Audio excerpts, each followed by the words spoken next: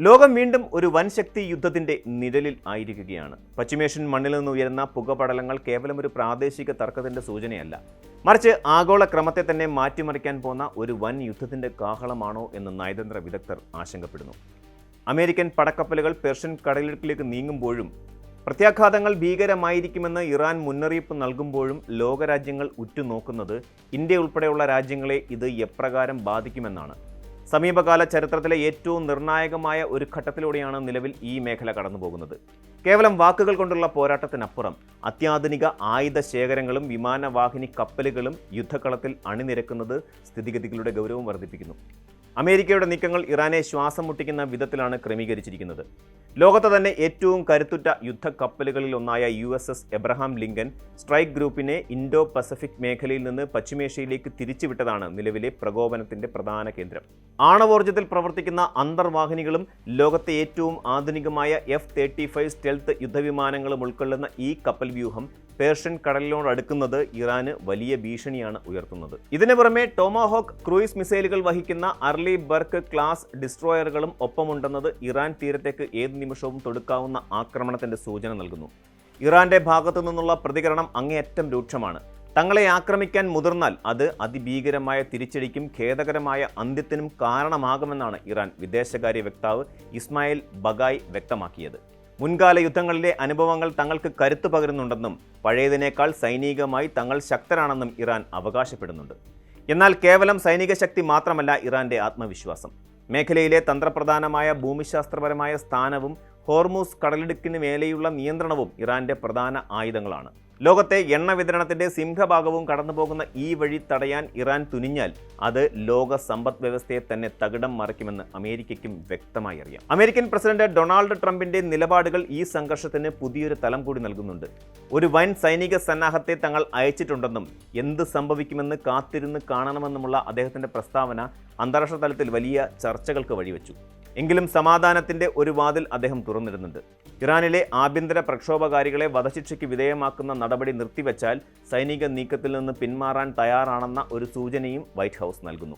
എന്നാൽ ഇറാന്റെ ഉൾപ്രദേശങ്ങളിൽ നടക്കുന്ന ആഭ്യന്തര കലാപങ്ങളും ഭരണകൂടത്തിന്റെ ക്രൂരമായ അടിച്ചമർത്തലുകളും ഈ നയതന്ത്ര ചർച്ചകളെ സങ്കീർണമാക്കുന്നു. ഇറാനിൽ പ്രക്ഷോഭകാരികളെ വൻതോതിൽ കൊന്നൊടുക്കുന്നതായും മരണസംഖ്യ 10,000 കടന്നതായും പുറത്തുവരുന്ന വാർത്തകൾ അന്താരാഷ്ട്ര സമൂഹത്തെ ഞെട്ടിച്ചിട്ടുണ്ട്. ഈ സംഘർഷത്തിന്റെ ആഘാതം ഏഷ്യൻ രാജ്യങ്ങളിലേക്ക്, പ്രത്യേകിച്ച് ഇന്ത്യയിലേക്ക് പടരുന്നത് നാം കണ്ടു തുടങ്ങിയിരിക്കുന്നു. പശ്ചിമേഷ്യയിലെ യുദ്ധഭീഷണിയെ തുടർന്ന് ഇന്ത്യൻ വിമാന കമ്പനിയായ ഇൻഡിഗോ നിരവധി സർവീസുകൾ റദ്ദാക്കിയത് ഇതിന്റെ ആദ്യ സൂചനയാണ്. ഡൽഹിയിൽ നിന്ന് ജോർജിയയിലേക്കും മുംബൈയിൽ നിന്ന് ഖസാക്കിസ്ഥാനിലേക്കുമുള്ള വിമാനങ്ങൾ റദ്ദാക്കിയത് യാത്രക്കാരെ വലിയ പ്രതിസന്ധിയിലാക്കിയിട്ടുണ്ട്. ഇറാനിലെ സംഭവ വികാസങ്ങൾ കണക്കിലെടുത്ത് സുരക്ഷാ മുൻകരുതലിന്റെ ഭാഗമായാണ് ഈ നടപടിയെന്ന് കമ്പനി അറിയിച്ചു. ഇന്ധനം നിറയ്ക്കുന്നതിനായി ദോഹ പോലെയുള്ള മറ്റ് വിമാനത്താവളങ്ങളെ ആശ്രയിക്കേണ്ടി വരുന്നതും യാത്രാസമയം വർദ്ധിപ്പിക്കുന്നതും വ്യോമയാന മേഖലയെ സാമ്പത്തികമായി തളർത്താൻ സാധ്യതയുണ്ട്. ഇറാനിയൻ വ്യോമപാത ഒഴിവാക്കി പറക്കേണ്ടി വരുന്നത് വിമാന ടിക്കറ്റ് നിരക്കുകൾ വർദ്ധിപ്പിക്കാനും കാരണമാകും. അമേരിക്കയുടെ ഈ സൈനിക വിന്യാസം കേവലം കടലിൽ മാത്രമായി ഒതുങ്ങുന്നില്ല. ജോർദാനിലെയും ഇസ്രായേലിലെയും വ്യോമത്താവളങ്ങളിൽ F-15E സ്ട്രൈക്ക് ഈഗിൾ വിമാനങ്ങളും വൻതോതിൽ ഇന്ധനം നിറയ്ക്കുന്ന ടാങ്കർ വിമാനങ്ങളും സജ്ജമാക്കിയിട്ടുണ്ട്. കൂടാതെ ഖത്തർ, ജോർദാൻ എന്നിവിടങ്ങളിൽ താഡ്, പാട്രിയറ്റ് മിസൈൽ പ്രതിരോധ സംവിധാനങ്ങൾ സ്ഥാപിച്ചതോടെ ഇറാന്റെ മിസൈൽ ആക്രമണങ്ങളെ പ്രതിരോധിക്കാനുള്ള അമേരിക്കയുടെ കരുത്ത് ഇരട്ടിയായി. ഇത് ഇറാന്റെ പക്കലുള്ള ബാലിസ്റ്റിക് മിസൈലുകളുടെ ഭീഷണി കുറയ്ക്കാൻ ലക്ഷ്യമിട്ടിട്ടുള്ളതാണ്. മറുവശത്ത് ബ്രിട്ടന്റെ ടൈഫൂൺ വിമാനങ്ങളും ഖത്തറിലെ താവളങ്ങളിൽ അണിനിരുന്നത് പാശ്ചാത്യ സഖ്യം ഒരൊറ്റ മനസ്സോടെ ഇറാനെതിരെ നീങ്ങുന്നു എന്നതിന്റെ തെളിവാണ്. ഇറാന്റെ ആഭ്യന്തര സ്ഥിതിവിശേഷവും അതീവ ഗുരുതരമായി തുടരുകയാണ്. സാമ്പത്തിക തകർച്ചയും പണപ്പെരുപ്പവും മൂലം പൊറുതിമുട്ടിയ ജനങ്ങൾ ഭരണകൂടത്തിനെതിരെ തെരുവിൽ ഇറങ്ങിയപ്പോൾ അത് വലിയൊരു കൂട്ടക്കൊലയിലേക്കാണ് നയിച്ചത്. 10,000 ആളുകൾ കൊല്ലപ്പെട്ടതായും ഇന്റർനെറ്റ് വിച്ഛേദിച്ചുകൊണ്ട് ഭരണകൂടം വാർത്തകൾ പുറം ലോകത്തെ അറിയിക്കാതിരിക്കാൻ ശ്രമിച്ചതായും മനുഷ്യാവകാശ സംഘടനകൾ റിപ്പോർട്ട് ചെയ്യുന്നു. ഭരണകൂടത്തിന്റെ ഈ ഏകാധിപത്യ നടപടികളെ അന്താരാഷ്ട്ര തലത്തിൽ സമ്മർദ്ദത്തിലാക്കാൻ അമേരിക്ക ഈ സൈനിക നീക്കത്തെ ഉപയോഗിക്കുന്നുണ്ട്. എന്നാൽ ഇത് ഇറാന്റെ പരമാധികാരത്തിന്മേലുള്ള കടന്നുകയറ്റമാണെന്നും തങ്ങളുടെ ആഭ്യന്തര കാര്യങ്ങളിൽ ഇടപെടാൻ ആരെയും അനുവദിക്കില്ലെന്നും ഇറാൻ പ്രഖ്യാപിക്കുമ്പോൾ ചർച്ചകൾ വഴിമുട്ടുകയാണ്. ഒരു പൂർണ്ണതോതിലുള്ള യുദ്ധം ഈ മേഖലയിൽ ഉണ്ടായാൽ അത് ഒരു മൂന്നാം ലോക മഹായുദ്ധത്തിന്റെ തുടക്കമാകുമോ എന്ന പേടി പലർക്കുമുണ്ട്. കാരണം ഇറാനും അമേരിക്കയും തമ്മിലുള്ള യുദ്ധം കേവലം 2 രാജ്യങ്ങൾ തമ്മിലുള്ളതല്ല.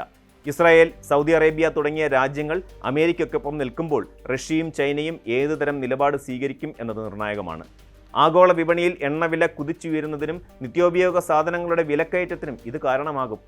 ഇന്ത്യയെ പോലെയുള്ള ഇറക്കുമതിയെ ആശ്രയിക്കുന്ന രാജ്യങ്ങൾക്ക് ഇത് വലിയ സാമ്പത്തിക പ്രഹരമാകും. കൂടാതെ ലക്ഷക്കണക്കിന് ഇന്ത്യക്കാർ ജോലി ചെയ്യുന്ന ഗൾഫ് രാജ്യങ്ങളുടെ സുരക്ഷയും ഇതോടെ ചോദ്യചിഹ്നമാകും. നയതന്ത്ര ചർച്ചകളിലൂടെ പരിഹരിക്കേണ്ട ഒരു വിഷയത്തെ സൈനിക ശക്തിയിലൂടെ നേരിടാൻ ശ്രമിക്കുമ്പോൾ ഉണ്ടാകുന്ന അപകടങ്ങൾ ഏറെയാണ്. ട്രംപിന്റെ സമ്മർദ്ദ തന്ത്രങ്ങൾ ഇറാനെ ചർച്ചാമേശയിലേക്ക് എത്തിക്കുമോ അതോ അവരെ കൂടുതൽ പ്രകോപിതരാക്കി യുദ്ധത്തിലേക്ക് തള്ളിവിടുമോ എന്നതാണ് ഇപ്പോൾ ഉയരുന്ന പ്രധാന ചോദ്യം.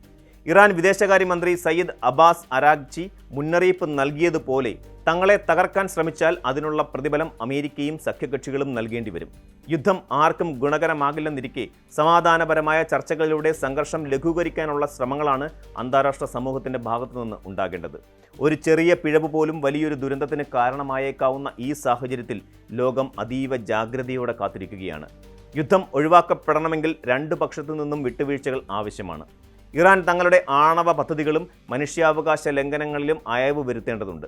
അതേസമയം അമേരിക്ക സാമ്പത്തിക ഉപരോധങ്ങൾ നീക്കി ഇറാനെ ആഗോള വിപണിയുടെ ഭാഗമാക്കാൻ തയ്യാറാകണം. ഈ സന്തുലിതാവസ്ഥ കണ്ടെത്തിയില്ലെങ്കിൽ പശ്ചിമേഷ്യൻ മണ്ണ് വീണ്ടും ചോരയിൽ കുതിരും.